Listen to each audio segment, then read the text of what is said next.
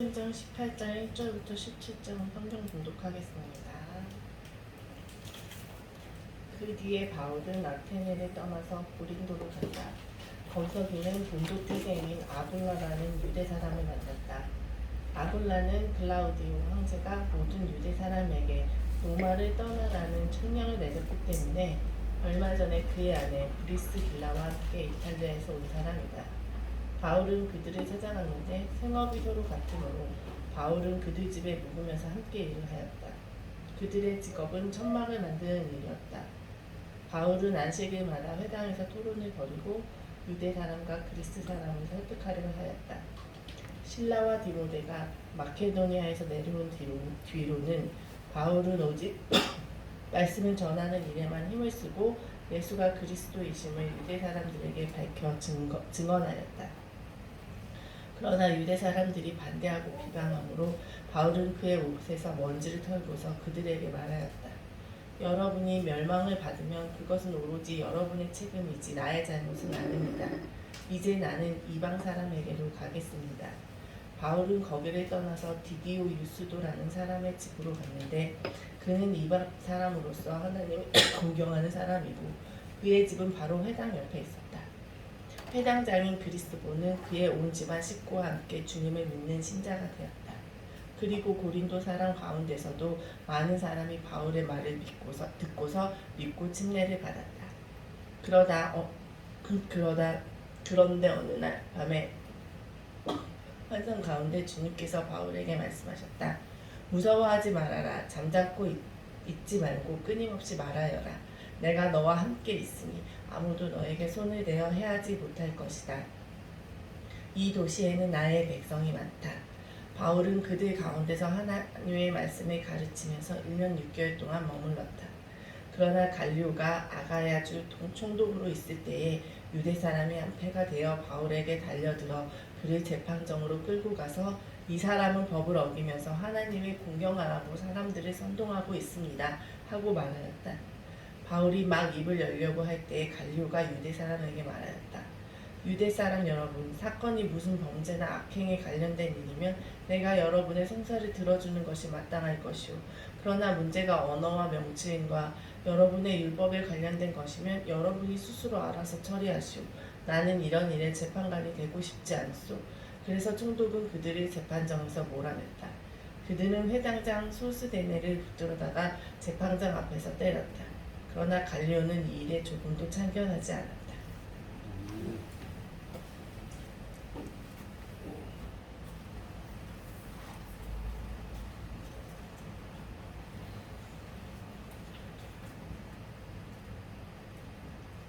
우리 권사님이 누워서 줌으로 들어오셨어요.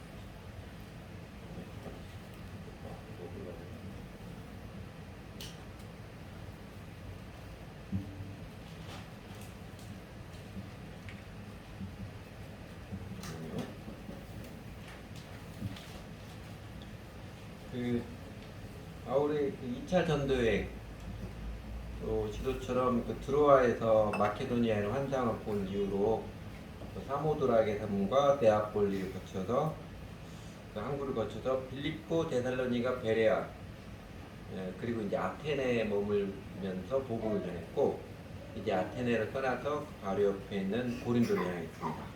오늘 본문은 아테네를 떠나 고린도에서 머물면서 바울이 복음을 전하고 제자를 삼으며 살아가는 모습의 기록입니다. 이 베레아에서 실라와 디모데보다 바울이 아테네를 먼저 혼자 떠났잖아요. 그래 아직 실라와 디모데는 베레아에 있는 것 같고 바울은 아테네를 떠나 고린도에서 혼자 먼저 도착했습니다. 고린도 여기 지도에서 보신 것처럼 오늘날 지도로 보면 여기입니다. 아테네 있고 가운데 고린도라고 조그만하게 있죠. 이쪽에 조그만한 만이 이 동쪽 만이 코린토스 만이고 이 서쪽 만이 타로니코스 만이라고 합니다. 그 두 만 사이에 있는 도시가 고린도인데 조금 더 보면 이쪽에 그 카발라 네아폴리즈 성경 지명으로 데살로니가 옆에 베레아있고 아테네 고린도 있고 이쪽에 고린도 왼쪽에 있는 바다가 저기 이오니아이고 오른쪽에 조그맣게 있는 바다가 에게이죠. 에게 그 사이에 에게하고 이오니아 사이에 그 고린도인데 그 펠레폰네소스 반도죠. 그 아래 섬같은 펠레폰네소스 반도인데 여기를 폭이 얼마 안 됩니다. 6.1km밖에 안 돼요. 그러니까 그를 딱 운하로 뚫으면 좋겠다 해가지고 네로 황제 때부터 옛날부터 여기다 운하로 뚫으면 좋겠다 해서 네로 황제가 실제로 운하를 뚫고자 했습니다. 근데 네로 황제 시도를 했는데 거기가 바위가 많아가지고 올해에서도 700m 가는데 그것도 깊이도 한 10m 정도 되는데 그 정도 때 못 갔어요. 네로 황제가 죽고 그 계획가 취소가 됐죠. 그 이후로도 여러 번 고린도 운하를 뚫고자 하는 계획이 있었는데 잘 안 되다가 계획만 실제로 못하다가 1893년에 완공을 했습니다. 고린도 운하를 뚫을 수도 완공해야 되는 것은 다이나마이트가 발견되기 때문에 가능합니다. 그냥 곡괭이나 이거가 불가능하고 다이나마이트 발견됐고 그래서 지금은 수에즈나 파나마와 함께 세계 3대 운하 중에 하나가 고린도 운하죠. 그런데 그렇게 크진 않아요. 구글 지도 자세히 보면 중간에 보면 고린도 시 있고 파란색 쭉 보이죠? 운하입니다. 운하 그렇게 직선으로 뚫은 거예요. 길이가 6.1km, 폭은 21m밖에 안 됩니다. 그래서 사실 그리고 지금 그렇게 많은 배들이 다니잖아요. 거기 관광선만 다니고 있습니다. 고린도 우리가 앞에서 지도에서 봤던 것처럼 굉장히 작은 도시, 현재는 매우 작은 마을이지만 바울이 복음을 전하는 당시에는 굉장히 크고 매우 크고 유명한 도시였습니다. BC 46년에 그 줄리어스 시저가 재건한 도시예요.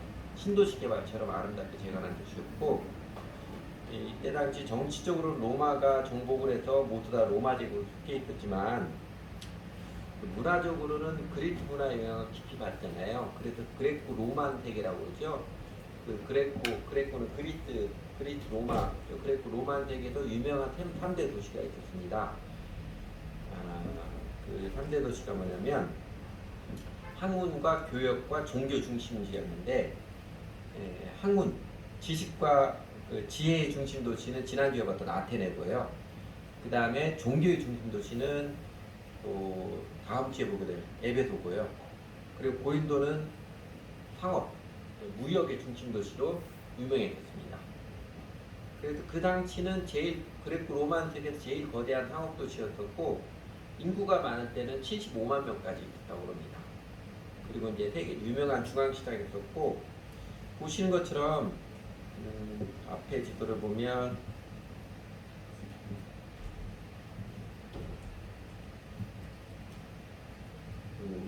여기 나겠다. 그 아래 펠레포네스 반대하고 그 위에가 이제 헬라 본토잖아요. 그래서 본토인데 그걸 연결해준 지형이 딱 고린도입니다. 남북간에는 육로로 되어 있고 그 다음에 동서간에는 해로 되어 있고 그리고 고린도에서는 항구가 2개 있습니다. 동쪽에는 항구가 레추맘이라고 그러고 서쪽으로는 겐그레함. 바울은 나중에 에베소 갈 때 겐그레함 그다음에 브레타고 가죠. 2개가 있죠. 여러분 이 고린도가 당시 세계에서 무역, 교역의 중심 도시였으니까 그 도시에는 뭐가 많았겠습니까? 사업가들이 많았을 것이고요. 당연히 돈이 많았고 돈 많은 사업가들이 많았습니다. 여러분 그러면 하나님을 모른 채 돈이 많은 사람들은 대개 어떤 특징들이 보입니까? 간혹 하나님도 모르고 돈도 많지만 좀 나이트한 사람도 간혹 있지만 대개 하나님 모른 채 돈만 많으면요 크게 2가지 특징이 나타납니다. 존 스타트 목사님이 지적한 바로 교만과 부도덕이에요. 마음이 부유해지고 그 다음에 돈이 많으면 죄 짓기 쉽잖아요. 부도덕입니다. 그러니까 돈도 많고 그리고 이제 요 위에 지역 대사르니 같이 쓴 거는 마케도니아고 이 아래 펠레포네스 반도랑 그 바로 이쪽은 아가야 지역이라고 그러는데 아가야 주의 수도가 아테네가 아니라 고린도에 있습니다. 당시에 고린도가 수도에서 고린도 사람들의 자부심이 대단했습니다. 자기들의 중심이다, 수도다 그런 거죠. 그래서 고린도 사람들이 마음이 부유하고 오만하고 부도덕한 다 소문이 나 있어요. 또 하나 이제 고린도 도시 뒤에는요, 한 600m 정도, 우리나라 북한산이 850m 되니까 북한산보다 조금 적은 산이죠. 아크로코린트라는 바이언도 있습니다. 산 이름이 시지프산이라고 하고 아크로코린트라고 불리는데 정상 부분이 좀 평평해요. 평범합니다. 평범한 정상 부분에 사랑의 여친이라고 불리우는 아프로디테. 아프로디테는 헬라어고 비너스, 똑같은 말로 라틴어로 비너스라고 그러죠. 비너스 신전이 있었고 그 신전을 섬기는 그 여자 노예들이 1000명이 있었습니다. 뭐하고 먹고 살겠어요? 1000명에 되는 여자 노예들이. 그들이 밤에는 돈 벌러 고린도 도시로 내려왔습니다. 밤에는 돈 벌러 창녀들이 고린도 도시로 내려왔지요. 돈 많은 사업가들하고 돈이 필요한 사랑의 여친을 섬기는 여종들하고 죽이 잘 맞은 것입니다. 그래서 고린도 도시의 성적인 문란은 소문이 나 있어서 코린티아 조마이, 이 뜻은 고린도 사람들이라는 뜻입니다. 코린티아 스테도 고린도 사람 뜻인데 제가 하도 오래도 까먹었는데 제 기억으로는 코린티아 조마이 이거 남성 문사고요. 코린티아 스테는 여성명입니다. 코린티아 조마이 고린도 사람들 남성이 부르면 음란한 행위를 하다 이런 뜻이었고 코린티아 스테 하면 매춘부라는 뜻이 있습니다. 영어로 성병을 해당하는 단어가 베네리얼 디지즈죠. 이게 비너스의 병이라는 데서 나온 것입니다. 고린도의 기계는 단어예요. 이제 고린도가 무역 중심지로 돈이 많아서 마음은 오만하고 부도덕하니까 바울이 아테네를 떠나서 고린도에 복음 전하러 갈 때 어떻게 복음을 전할 것인가 전략을 짰겠지요. 지적인 열망도 별로 없을 거고 마음이 부유한 고린도 사람들에게는 아테네처럼 하면 효과가 별로 없을 것 같다. 그래서 고린도전서 2장 1절의 고백처럼 형제들아 내가 너에게 나아가 하나님의 증거 비밀을 전할 때 복음을 전할 때 말같이 아름다운 것을 아니하였느니 내가 너희 중에서 예수 그리스도가 그가 십자가 못 박힌 것 중에는 아무것도 알지 아니하고 작정하였습니다. 이 작정을 한 것입니다. 돈이 많은 사람들 잘 배우려고 안 합니다. 설교 듣는 것도 힘들어 하잖아요. 돈 많은 사람들. 잘 배우려고 안 하니까 이 사람들에게 복음 전하기 위해서 십자가만 전하기로 그렇게 작정을 했지요. 왜냐하면 십자가는 교만한 마음과 부도덕한 죄에 대해서 직접적으로 충돌하기 때문에 그렇습니다. 그러니까 십자가 메시지가 죄를 깨우쳐 회개케 하고 그리고 자기를 부인하고 주 예수를 따르라 이 메시지이기 때문에 교만하고 부도덕한 사람들은 매우 껄끄럽고 거북한 그런 이야기입니다. 그리고 이제 마음이 부유한 사람, 완고한 사람들은요 좋은 말로 하면 잘 안 듣습니다. 되게 좋은 말을 부드럽게 하면 잘 안 들어요. 하나님께서도 이런 사람들은 마음 교만하게 이런 사람들은 좋게 부드럽게 그냥 씨알도 안 먹힌다는 것 잘 아시기 때문에 바울 할 때 어떻게 불러요? 사울아 사울아 네가 왜 나를 핍박하느냐 단도직입적으로 직면하지. 바울도 고린도에서 그렇게 했던 거야. 이력제로 현장보다도 단도직입적으로 십자가를 증거하자 이렇게 작정을 한 것이죠. 그래서 사람들에게 고린도 사람들 마음이 오만하고 부도덕한 사람들에게 단도직입적으로 직면하고 도전하는 게 이게 좀 살떠는 일이지만 쉽지 않거든요. 그죠? 사람들에게 직접적으로 대놓고 이야기하는 거 쉬운 일이 아닙니다. 살떠는 일이지만 바울은 그들에게 바로 십자가 메시지로 복음을 전하기로 작정한 것입니다. 아테네에서 논리적 전도가 실패이기 때문에 고린도가 내가 다시는 이제는 논리적으로 전도하지 않으리라 그게 아니에요. 사실은 아테네에서 성공을 했습니다. 복음 잘 전해서 거기 판사도 주심 판사도 회개했으니까요. 그런데 아테네에 성공했다고 똑같이 답습하지 않습니다. 고린도 사람 생각에서 다르게 전해요. 바울의 사랑과 지혜의 열정을 볼 수 있는 대목이 고린도에서 전도하는 모습이죠.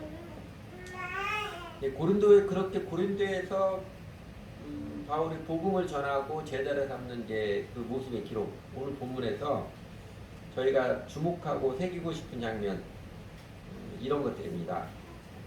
첫째는요, 이 하나님의 일을 하는 사람들, 예수님께 헌신된 사람들, 제자 삼는 자들의 헌신과 팀워크의 모습입니다. 그리스도의 헌신은요, 특정한 일이나 특정한 직업, 특정한 신분을 무슨 일이 있어도 모집하는 게 그게 헌신이 아닙니다. 오히려 주님을 위해서라면, 주님의 뜻이라면 내가 무엇이든지 할 수도 있고 무엇이라도 안 할 수 있는 자유의 마음이 그리스도의 헌신입니다. 바울이 고린도에 처음에는 혼자 내려갔잖아요. 그래서 고린도에서 아굴라라는 유대 사람을 만났습니다. 아굴라한테 본도 사람이라고 그러는데 본토 지방 사람 이런 게 아니고요. 폰토스 지금도 있습니다. 튀르키예 동북쪽 쪽에 가면 폰투스 산맥인데 그 아래 폰투스라는 그 예전에 조그마한 소왕국이 있었어요. 나중에 로마가 정복해서 다 지배가 됐지요. 로마가 있는데 그 성경 지도를 보면 갈라디아 윗지방이죠. 갈라디아 윗지방이 폰투스 사람입니다. 그러고 보면 아굴라와 브리스기아도 인생에 타인이 많은 사람이죠. 그 폰투스에 태어나서 이탈리아 로마가 살다가 로마에서 쫓겨나서 고린도까지 넘어오고 보면 인생에 산전수전을 꽤 많이 겪은 사람입니다.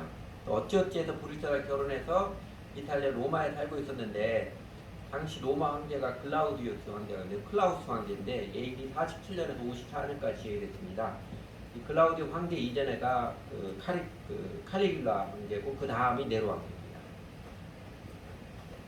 유대인들이 로마에 하도 문제를 일으키고 반항을 하고 문제를 일으키니까 글라우디우 황제가 로마에서 유대인들을 다 나가버리라고 추방령을 내렸습니다.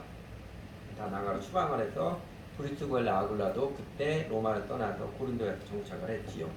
그래서 아굴라와 브리스겔라가 고린도에서 말하자면 나라 천막사를 개업했겠지요. 아굴라, 브리스겔라라 우리 나라 천막사 하자.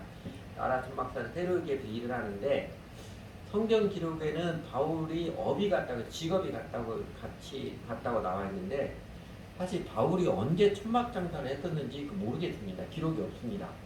그러니까 회심하기 이전에 바리케일 때 천막 장사를 했는지 아니면 이후로 1차 전도, 2차 전도 다닐 때도 성경에 기록이 없지만 바울이 천막 장사를 하면서 복음을 전해 그건 잘 모르겠어요.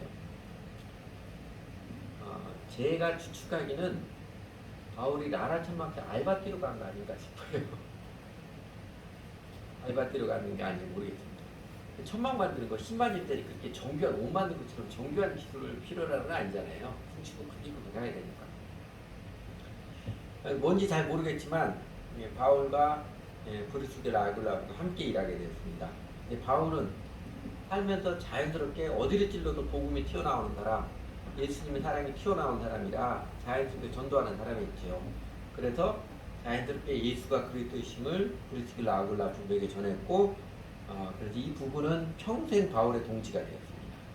평생 바울의 믿음의 동지, 동역자가 되었습니다.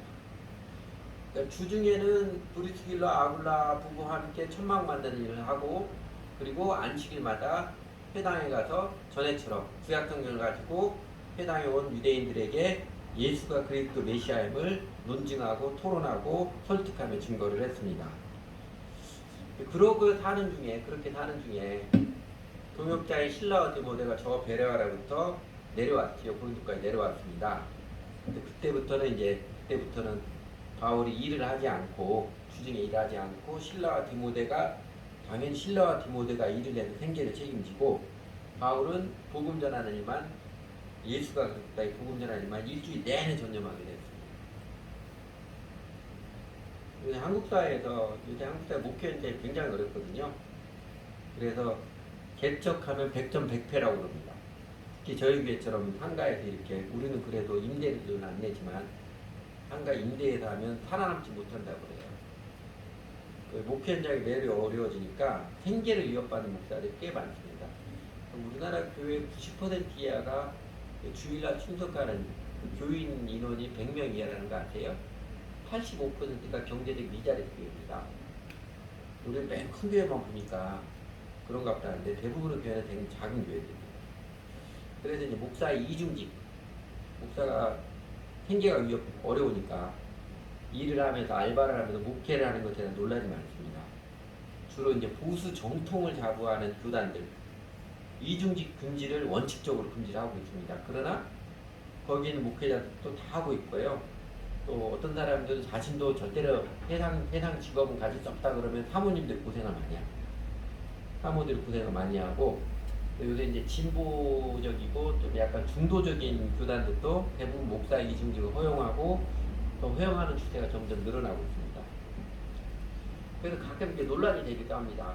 그 100주년 기념 때 이재치 목사님 한번 이야기를 했다가 그 다시 또 SNS에 논란이 되고 있는데 사실은 문제가 될 일은 하나도 아닌데 제가 보기에는 문제가 될 일도 아닌데 오늘 사도행전 18장에서 바울의 모습 보면요 바울처럼 필요하면 일을 하고 안 해도 되면 전도하고 양육하는 일만 전념하고 그러면 되는 거 아니에요? 자신의 생활비가 없을 때는 당연히 일을 해야죠. 당연히 일을 하고 근데 생활비가 같이 팀워크를 통해서 충당이 되어지면 안 하고 복음전하고 전념하고 그러면 되는 거죠.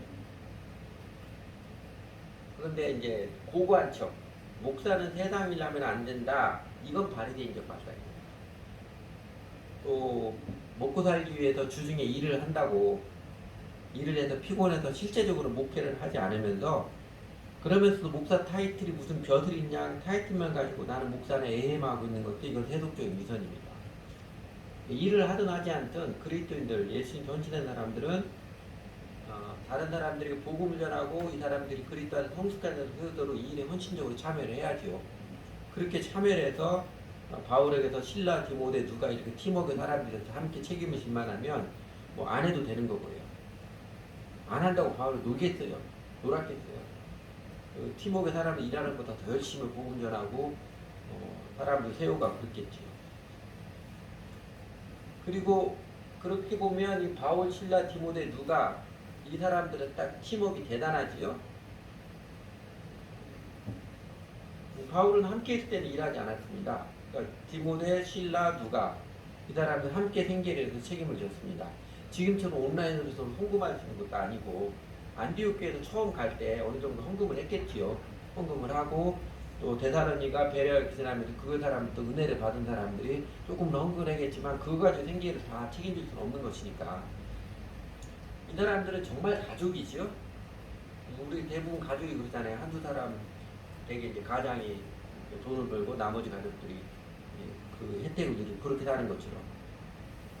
그렇다고 신라나 누가나 디모데가 전도자의 삶을 제자다는 삶을 살지 않은 건 아닙니다.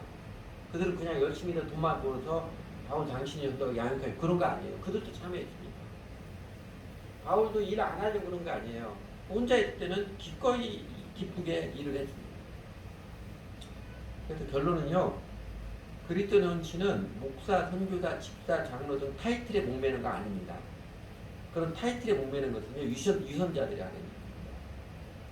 그리스도의 헌신은 이게 주님의 뜻이라면 그 필요하다면 내가 무슨 일인지 기쁘게 하고 어떤 것도 안 할 수 있는 게 이게 헌신이지요. 거꾸로 이렇게 그리스도께 그렇게 헌신된 마음이 없는 사람이 목사되고 장로되고 하니까 이 사람들이 폰만 잡고 실제적으로 목회 일 다른 사람을 전도하고 양육하는 안 합니다. 교회에서 타이틀은 멋지게 갖고 있지 목사, 장로, 집사 타이틀을 갖고 있지만 실제로 다른 사람 사랑하고 전도하고 양육을 안 하고 그냥 뭐만 해요? 자기 뜻대로 이래라 저래라 이렇게 갖기만 하고 싶어하고 지시하려면 하고 싶고 그래서 교회 문제의 원흉이 되는 것입니다.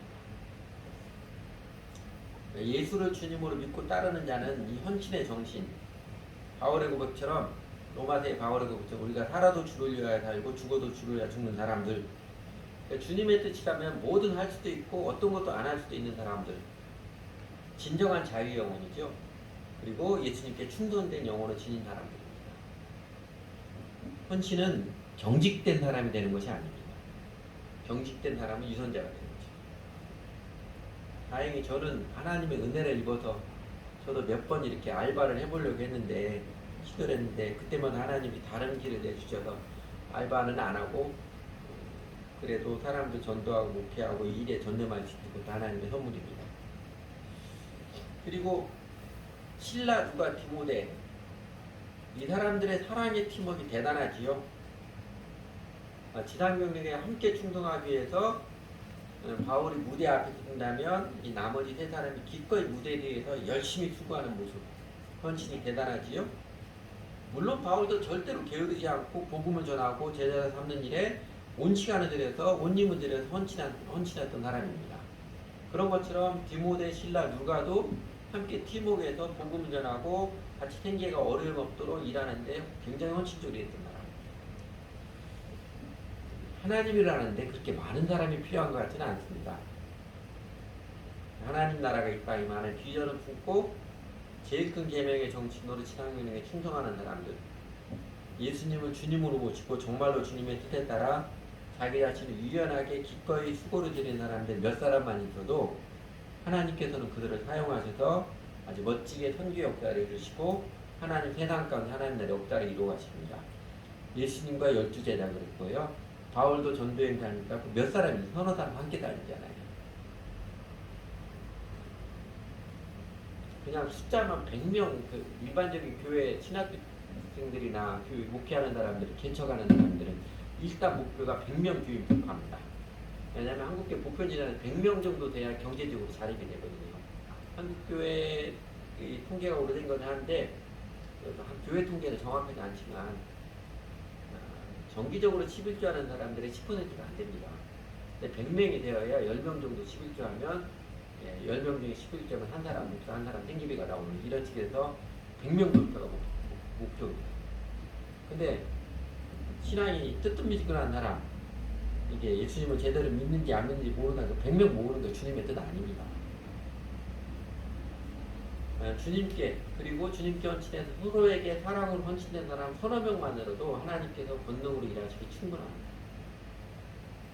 우리 교회도 하나님께서 그렇게 하나님 나라를 위해 헌신된 팀을 이루어 가시도록 이끌어 가시는 과정일 거예요.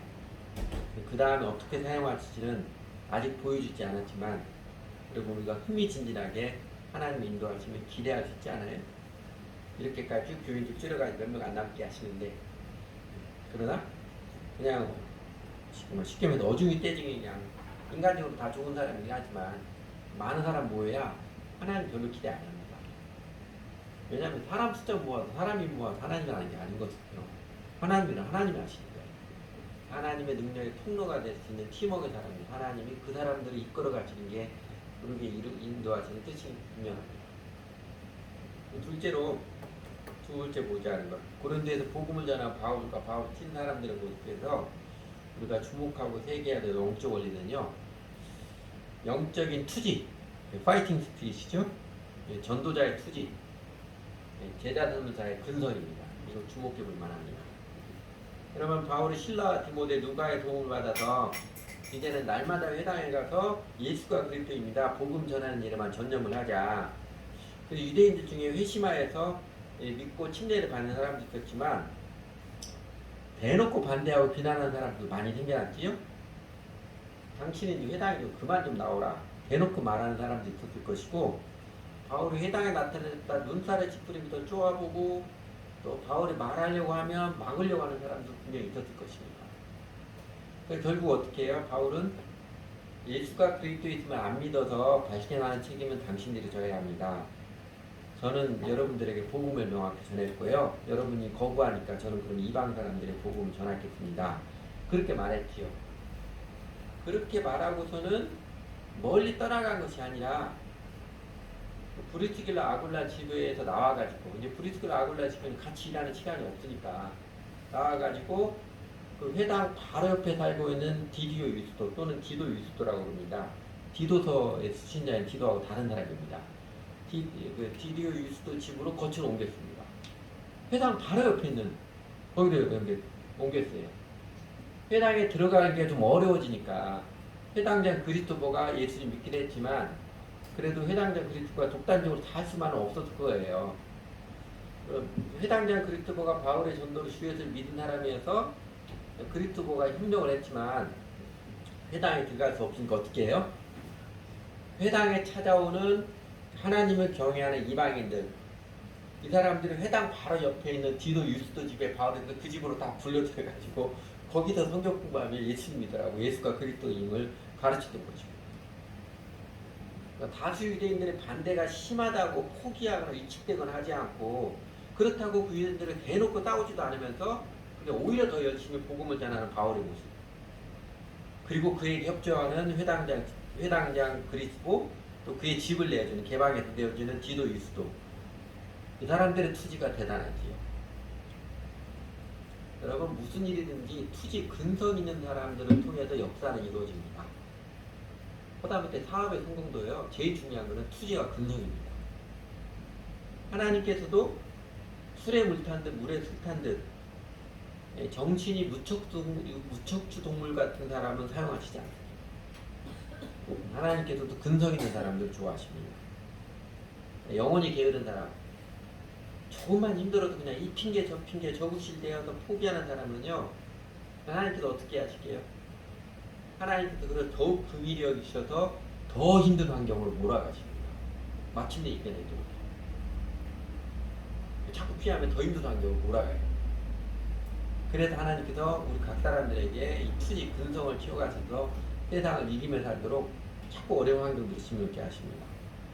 지난주에 이번 달 추천도서로 추천했던 리처드 범브란트 목사님, 루마니아 목사님 14년 동안 그 루마니아 공산당 감옥에서 잠을 못 자게 하는 고문을 당하고 또 회유를 당하고 세례 교육을 강제로 당하고 그것도 안 되니까요. 나중에 공산당 사람들이 범브란트 목사 약물주의까지 했습니다. 그래도 범브란트 목사님 지하교회 교인들 이름을 절대로 대지 않았어요. 지하교회 교인들 이름을 불지 않았어요. 그런데 범브란트 목사님의 마누라고 하면 안 되죠. 사모님 사비나 범브란트인데 남편이 한참 그 어려움을 당할 때 딱 남편이 한마디 했습니다. 비겁한 남편은 필요 없다. 그 남편의 정신을 시퍼렇게 살아있게 만들었습니다. 그렇다고 여러분 하나님의 사람들 바울처럼 하나님의 사람들의 투지 영적 근성이 오기와는 완전히 다른 것입니다. 성질이 비슷한 것 같지만 여러분 마음이 강건한 것과 오만한 것은 판이하게 다른 것이지요. 겸손한 것과 마음이 나약한 것은 완전히 별개의 성품이잖아요. 그런 것처럼 사랑의 투지, 영적인 근성하고 자존심 부리는 오기하고는 완전히 다른 것입니다. 어떤 차이가 있어요? 오기는요 타인에게 경쟁적이고 어떻게든 이겨먹으려고 그러고 그렇게 해서 타인에게 파괴적이고 폭력적이고 분노와 미움과 적개심에 분치고 옮깁니다. 지고는 못한다 이런 거죠. 근데 사랑의 영적인 근성은요. 아무리 반대가 심하여도 핍박, 말도 안 되게 핍박해도 그 반대자들 구박하거나 반대자에게 보복하거나 폭력적으로 대하지 않습니다. 그리고 아무리 반대가 심하거나 다른 사람 탓하지 않고 대신에 뭐예요? 그렇다고 자신의 소명을 절대로 포기하는 일은 없습니다.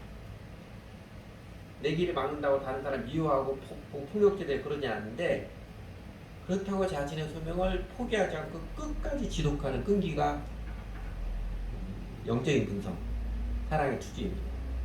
딱 바울이 딱 그 모습 보여지잖아요. 오늘 고린도에서뿐만 아니라 그 전에 베레아 대사령일 때마다 그 바울의 그 사랑의 투지, 아무리 핍박하고 유대인들을 쫓아가고 해도 자신의 복음 전을 멈추지 않잖아요. 그렇다고 유대인들을 니들이 나를 그렇게 해서 오히려 공격하고 폭력적 보복할 그런 생각 전혀 하지도 않고 그 유대인들하고 맞춰서 싸운다거나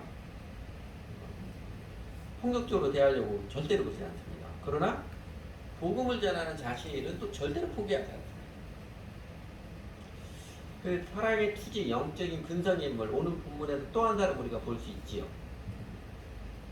사연의 다 스토리를 다 이해하니까 그 회당장 소수대네. 소수대라는 회당장인데 아마도 그리스도 다음에 회당장이 된 사람이지 않을까 그렇게 추정을 합니다. 다른 설명들이 전혀 없어서 추정을 하는데 근데 소수대나라는 사람 성경에 딱 2번 나옵니다. 오늘 본문에서 억울하게 그 골수 유대들로부터 네가 회당자니까 이 사태 너한테도 책임이 있다 해서 바울은 대신에 린치를 막 가했잖아요. 이 유대인들이 이 갈리오 그 아가야 지방 총독의 갈리오에게 해가지고 바울을 어떻게 감옥에 심어놓고 하려는데 갈리오가 다 뭡니까 이거 유대인들이 싸우니까 나는 관여 안 하겠다 니들 알아서 하라 하니까 이 유대인들이 바울은 어떻게 하지 못하겠고 그 회당장 소수대에게 린치를 가했습니다. 그 사실 억울하고 분통 터질 만한 일이잖아요. 너하고 직접 관계된 거 아닌데 그 소수대는 그때 예수님을 믿었는지 안 믿었는지 그건 정확히 잘 모르겠습니다. 잘 모르겠는데 그 억울하고 분통 터지는 마음을 바울에게 비난하고 원망하고 그러기도 쉽잖아요. 당신이 왜 회당에 와가지고 그랬냐고. 또 심지어 그가 예수를 믿었다는 사람일지라도 또 자신이 어려움 당하면 은근히 원망하는 마음이 있잖아요. 근데 소수대는 이름이 또 한 번 나오는 게 어디냐면요. 고린도전서 1장 1절에 나옵니다. 그냥 성서공에 캡처한 건데 1장 1절에 하나님의 뜻을 따라 그리스도에서 사도로 부르신 바는 바울과 형제 소수대네는 하구나. 그러니까 고린도 교회 편지를 쓰면서 바울이 소수대네와 동역하면서 함께 있었던 형제라고 불리죠. 동역자를 그 이름이 뭐냐? 자신이 억울하게 고난을 당했다고 말도 안 되는 핍박을 당했다고 신앙을 버린 게 아니라 오히려 더 잘 배워서 바울의 동역자가 된 것입니다. 이 사랑의 투지, 영적인 분선이 우리들에게 있기를 바랍니다. 사실 우리는 예수 믿고 따르면서 오기를 버리고 사랑의 투지를 키워가는 게 정상적인 궤도이지요. 그리고 사랑의 투지, 선한 근성, 착한 깡다구, 착한 깡다구라는 표현을 가끔 쓰는데 이거는 천성적인 게 아닙니다. 키워지는 것입니다. 태어날 때부터 천성적으로 깡다구 좋은 사람들 상대적으로 처음부터 클 때부터 간이 좀 부어가지고 나온 사람 있어요. 이런 사람인데 그거 가지고 안 됩니다. 진정한 강건함은요 키워져야 돼요. 하나하나 작은 일에서 쉽게 포기하지 않는 연습이 필요해요. 제 그 코로나 기간에 제가 이제 제 아는 운동을 못 해가지고 테니스 코트로 막아가지고 제가 집에서 푸시업을 했습니다. 아침에 푸시업해서 처음에 50개부터 해가 한 번에 50개부터 하나씩 하려고 나중에 180개 정도까지 늘어나더라고요. 근데 한번 마지막 한 번 할 때 죽을 것 같아요. 팔 부러질 것 같아. 근데 안 부러집니다. 왜 애서가 그러잖아요. 팥죽 안 먹으면 자기가 죽을 것 같다고 그러잖아요. 근데 한 개 안 먹으면 죽어요? 안 죽잖아요. 그 순간 넘겨야 돼요. 그거 버틴다고 죽지 않거든요. 이렇게 한 번 한 번 죽을 것처럼 느껴요. 사실은 안 죽으니까 한 번 더 하는 근성 키우기 반복 연습을 통해서 이 사랑의 투지, 영적인 근성 키워지는 것입니다. 우리나라 사람이 꽤 널리 알려진 우리나라뿐만 아니라 자기개발서 중 유명한 책에 보도 셰퍼라는 사람이 이기는 습관이라는 책이 있지요. 그 책 일반적인 내용은 괜찮은 내용입니다. 그 책 제목처럼 여러분 이기는 습관을 키워가시기 바랍니다. 그 책의 목차 소돈한 제목 중에 이런 것들이 있습니다. 창조적 고통을 즐긴다. 끝까지 물고 늘어진다. 여러분 이런 습관을 키워야 됩니다. 이렇게 운동에서 땀을 아주 극심하게 흘리고 막 더 지쳐 쓰러질 것 같은 그 은근히 즐기시기 바랍니다. 공부하고 근데 밤에 공부하는데 잠아 죽겠는데 이거 끝까지 여기까지는 한다. 새벽에 일찍 일어나가지고 막 소름 쏟아지고 그러는데 새벽에 일어나가지고 기도하고 성경 공부하는 거. 요 습관을 키우시기 바랍니다. 그런 면에서 여러분들에게 격한 운동을 좀 권하고 싶습니다. 격투기하라는 게 아니고요. 걷는 운동은요 나이 70 넘어서 하는 겁니다. 젊은 사람들은 뛰어야 돼요. 뛰어야 됩니다. 물론 이거는 그래요. 묵상하기 위해서 산책은 저도 권하고 싶어요. 근데 운동으로 걷는 건 아닙니다. 젊은 사람 뛰어야 됩니다. 더 이상 못 뛰겠다. 숨이 차서 못 뛰겠다. 그때부터 조금만 더 뛰는 그 연습을 계속 같이 해야 돼요. 그 격한 운동을 하셔야 신체적인 근성도 키워지고요. 우리가 신체와 몸이 같이 되어 있기 때문에 영혼의 근성도 키워집니다. 그래서 운동을 많이 한 사람들이 그 근성들이 있잖아요. 다른 일을 하는 공부하는 그 근성들이 종종 있습니다. 물론 최선의 길은요. 영적인 근성 최선의 길은 경건훈련합니다. 노바이블, 노브레드 했던 것처럼 내가 아침에 주님과 개인적으로 말씀과 기도 규제하는 시간은 절대적으로 사수한다. 그 다음에 교회 공동체 모임 시간 이것도 절대적으로 사수한다. 값을 지불하는 이 경건훈련은요. 영적인 근성, 사랑의 투지를 키우는데 최선의 길입니다. 직장 갔다가 피곤하고 교회 또 주중에 또 이거 죽을 것 같아. 안 죽어요. 그렇잖아요. 안 죽습니다. 여러 가지 변수들이 많지만 이 경건훈련하는 것 이게 심령의 근성을 키워주는데 아주 도움이 됩니다. 그리고 그래도 제가 했던 것처럼 마음의 심령의 근성이 키워져야 비로소 인생을 즐길 수 있습니다. 자꾸만 지는 습관 나약해지면은요 인생이 갈수록 더 힘들어져요. 갈수록 더 힘들어요. 그래서 리처드 포스터도 유명한 영성어도 유명한 분이죠. 더 셀레브레이션 오브 디서플린 영적 훈련에 대해서 이분이 주제로 적은 게 훈련은 우리 영혼을 자유에 이르게 하는 길입니다. 그러지요. 네, 여러분 우리 모두가 사랑의 투지가 살아있는 제자들, 아름다운 사람들, 멋진 사람들이 되기를 바랍니다. 또 하나 세 번째로 바울이 고린도에서 복음을 전한 모습에서 주목하고 싶은 모습은요. 바울을 위로해 주신 하나님의 모습, 직접 말씀하심으로써 바울을 위로하시는 주 예수님 모습 놓치지 않고 주목하고 싶습니다. 9절하고 10절에 나와 있지요. 그런데 어느 날 밤에 환상 가운데 주님께서 바울에게 말씀하셨다. 무서워하지 말아라. 잠자코 있지 말고 끊임없이 말아야 해라. 내가 너와 함께 있으니 아무도 너에게 손을 대어 해하지 못할 것이다. 이 도시에는 나의 백성이 많다. 여러분도 이렇게 주님께서 직접 위로해 주신 말씀 들어보신 적 있습니까? 위로의 말이 아니더라도 책망의 말이라도 들어보신 적 있으세요? 주님께서 우리들에게 직접 말씀하실 때 그렇게 길게 말씀하시지 않으시더라고요.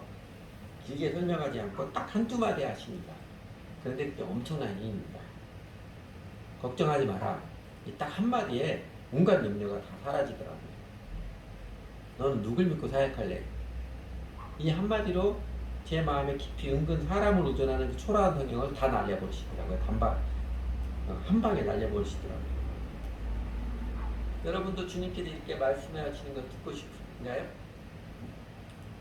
주님의 음성 듣는답시고 갑자기 하던 일 멈추고 마음을 초집중해서 집중하는 척 한다거나 또는 기도원에서 찾아가는 금식하고 해도 잘 되던가요? 뭐 찾아가본 적도 별로 없겠지만 그래도 안 들려주시는 경우가 거의 태반입니다. 그렇게 하나님께서 주님의 음성을 들려주시지 않습니다. 우리가 주님의 음성을 듣겠다고 난리를 친다고 주님께서 말씀해 주신 게 아닙니다. 사람이 주님의 음성을 들어보겠다고 난리를 치는 대부분의 경우는요 자아 집착의 경우가 많습니다. 나도 주님의 음성을 들었다 이렇게 뭐 호기심이나 또는 내세우고 싶은 그런 자아 집착의 경우가 많습니다. 지난번에도 마게도니아 환상 볼 때도 말씀드렸던 것처럼 사도행전에 보면 바울에게 주님께서 이렇게 직접적으로 음성을 들려주는 경우가 몇 번 나오지요.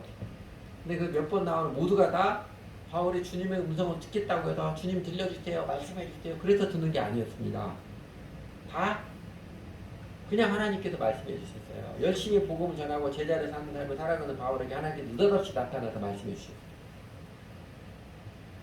그러므로 바울처럼 정상적으로 열심히 하나님 나라를 먼저 구하는 살아가다 보면은요 주님께서 우리에게도 놀랍도록 직접적으로 깨우쳐 주시고 말씀해 주시구나 환상을 보여주시기도 하시고 밤에 꿈을 꾸기도 해주시고 꿈의 음성을 들려주기도 하시고 졸지도 않았는데 느닷없이 한마디 귀에다 마음에다 다 콕삭여 주시기도 하시고 하나님이 위로해 주시고 격려해 주시고 힘주시는 방법은요 헤아릴 수 없이 다양합니다.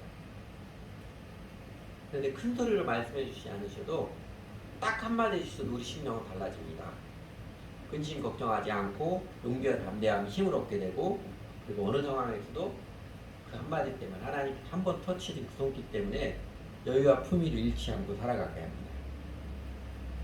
그 하나님이 기가 막히는 은총을 누리며 살아가는 게 딱 한 가지입니다. 뭐예요? 바울처럼 앞선 믿음의 선배들처럼 예수님을 주님으로 정말로 믿고 따르십시오. 정말로 하나님 나라를 먼저 구하는 삶을 살아가십시오. 제일 큰 계명과 지상명의 인생을 두고서 하나님 사랑하고 이웃 사랑하면서 복음을 전하고 제자를 삼는 그 인생을 살아가십시오. 그러면 하나님 함께 하심이 얼마나 실제적인 것인지 하나님 함께 하셔도 도우시는 손길이 얼마나 놀랍고 자상한 은총의 손길인지 환상적으로 경험하며 살아갈 것입니다. 바울과 실라, 디모데, 누가 이 제자들이요 이 사람들이 하나님 나라가 이 땅에 임하기를 바라보는 그 비전을 품고서 지상명령에 함께 충성하는 팀워크 사랑의 투지로 살아가는 모습에 우리 주 예수님께서는 친밀하게 함께 해주셔서 감동적인 손길로 위로해 주시고 격려해 주시고 힘주시고 그리고 이 사람들을 통해서 선교 역사를 세상을 변화시키는 하나님 역사를 이루어 가셨습니다. 우리 주 예수님은 어제나 오늘이나 영원토록 동일한 분이라고 하시지요. 오늘 우리가 몇 명 안 될지라도 숫자가 적을지라도 바울과 그 팀의 사람들처럼 하나님의 나라가 이 땅을 바라는 그 소원을 품고 제일 큰 계명과 지상명을 따르기 헌신하여서 주님의 나라와 의를 먼저 구하는 삶을 신나게 살아가는 그 우리들에게도 부활하신 예수님, 살아계신 우리 주 예수님은요, 우리에게도 친밀하게 함께 해주셔서 놀라운 위로와 격려, 힘을 주시고, 그리고 우리들을 통하여서도 이 마지막 세대에 하나님 나라가 임하는, 이 세상 가운데 이 땅에 하나님 나라가 임하는 그 역사를 이루어 가십니다. 같이 기도하죠.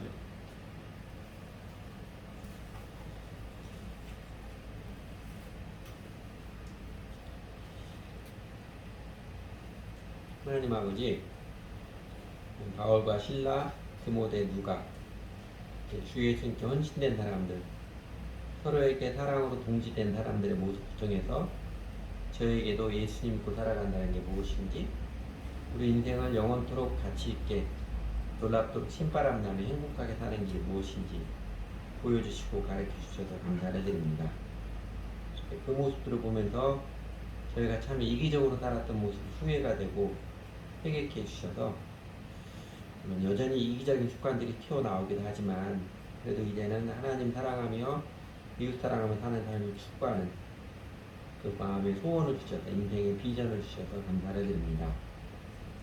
저희는 참 마음이 약한 자들이었는데 예수님 믿고 주 예수님 따르면서 성령님께서 여러 가지 손길들을 통해서 특별히 고난의 손길들을 통해서 저희들에게도 사랑의 투지, 선한 근성을 길러주시고 키워주신 분길에 감사드립니다. 저희가 얼마나 쉽게 포기하고 자주 쉬운 길로 독하의 길을 많이 했는지 후회가 막급하지만 그러나 주 예수님의 십자가의 은혜로 저희를 완전히 용서해 주시고 다시 해보라고 새롭게 도전해 주시고 그 용기를 내려주시는 주 하나님께 정말 감사를 드립니다. 그리고 하나님, 저희가 무엇이란데 우리 주님께서 저희에게도 아침마다 성경 말씀을 통해서 기도드릴 때마다 성령님의 터치로 그리고 저희에게도 때따라 느닷없이 한 말씀 해주셔서 저희를 위로해 주시고 격려해 주시고 혹은 책망도 해주시고 힘을 주셔서 그 말씀 때문에 저희가 염려를 먹고 소망과 즐거워하며 주님 한 분 믿고 따르는 믿음의 걸음을 강건하게 속 깊게 살아갈 수 있도록 이끌어 주셔서 보살피셔서 감사를 드립니다. 또 저희들에게도 교회 공동체를 부르셔서 그냥 여느 사람들처럼 내일 세상의 기복을 위한 종교 행위가 아니라 하나님 나라가 이 땅에 많은 소원을 품게 하시고 그 소원에 따라 함께 주님의 나라를 먼저 구하는 믿음의 동지들 예수님의 가족을 불러주시고 저희 교회에게 적당히 사람들 숫자 늘리게만 급급하지 못하도록 하시며 하나님 나라의 팀워크로 충성된 사람들의 팀워크로 이끌어진 분길에 정말 감사를 드립니다. 그래서 하나님, 이제는 이전 날의 영혼의 게으름, 어리석은 생각과 오만한 마음 미워하고 주님께서 여전히 저희를 포기하지 않고 한결같은 사랑으로 저희들을 영생의 삶으로 부르신 분길에 영광스러운 하나님 나라의 백성으로 살아가는 그 삶으로 부르신 분길에 온전히 응답하며 온전히 헌신하며 살고 싶습니다. 성령님께서 저희들의 마음에 더 깊이 깨우쳐 주시고 도전하시고 새겨 주십시오. 예수님이 진정으로 길과 진리이고 생명이며 정말로 우리 작은 인생 아무리 초라하게 보이는 내 자신의 모습일지라도 그 예수님을 바르게 믿고 따르니 인생 최고의 행복의 길이요 지선의 의미와 가치의 길이요 영원한 하나님의 영광을 회복하는 길임을 더욱 깊이 깨우쳐 주시고 도전해 주시고 환하게 해결해 주십시오. 그 주님의 사랑의 뜻에 응답하여서 저희가 작을지라도 스스로는 초라해 보일지라도 주님께 온전히 드려진 삶, 주 예수님을 따라서 제일 큰 계명과 지상명령에 충성된 삶을 들여가서 그렇게 주님을 따르며 섬기는 삶이 저희 삶의 체험으로도 이게 지구의 행복이고 최선의 보람임을 바로 영생의 삶임을 체험하면서 신나게 누리며 살고 싶습니다. 세상에서는 환난을 당하지만 그러나 담대하라 내가 세상을 이겨내라 했던 것처럼 세상에 주는 어려움들도 겪지만 그것을 승리하는 기쁨들 하나님의 도우심을 승리하는 그 감격적인 기쁨도 누리며 살아가는 영원토록 의미 있는 삶을 살도록 하나님 이끌어 주십시오. 예수님 이름으로 기도드렸습니다. 아멘.